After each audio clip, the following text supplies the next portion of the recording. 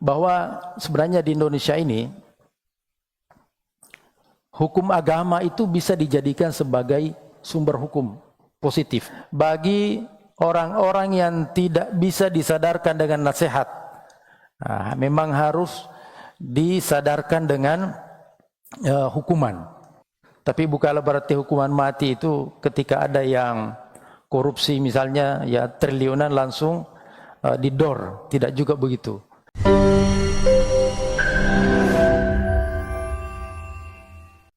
Di Indonesia ini sebagai negara yang berketuhanan yang Maha Esa juga berpeluang untuk mengadopsi ajaran Islam baik dalam masalah perdata ya muamalat maupun dalam masalah pidana.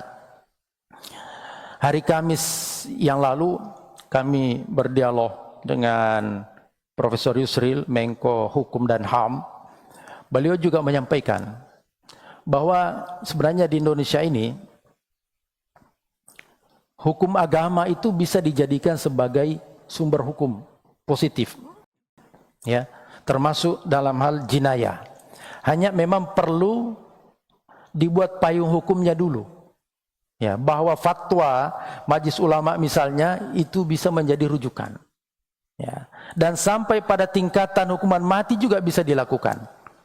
Tapi bukanlah berarti hukuman mati itu ketika ada yang korupsi misalnya ya triliunan langsung didor, tidak juga begitu. Kata beliau itu ada prosesnya ya sampai hukuman mati itu dijatuhkan. Dilihat progresnya selama dia dalam tahanan. Kalau dia ada keinginan untuk betul-betul bertaubat, apalagi mengembalikan hasil korupsinya itu, maka bisa jadi berubah menjadi hukuman seumur hidup atau mungkin diberikan amnesti atau semacamnya. Ya, itu tergantung. Sebagaimana juga telah berlaku di berbagai negara, termasuk di Arab Saudi. Ya, itu juga seperti itu. Meskipun sudah ditetapkan hukum qisas misalnya, itu tidak serta-merta. Itu butuh waktu yang sangat panjang, bisa belasan tahun itu, ya, baru bisa dieksekusi. Atau kalau kemudian keluarga korban memaafkan, itu bisa juga diringankan hukumannya. Yang pasti jamaah rahimakumullah bahwa tujuan hukuman dalam Islam itu bukan untuk menyiksa, ya, menyakiti, tetapi pertama adalah untuk memberikan efek jerah kepada pelaku kejahatan. Yang kedua, memberikan pelajaran bagi orang-orang yang tidak bisa disadarkan dengan nasihat.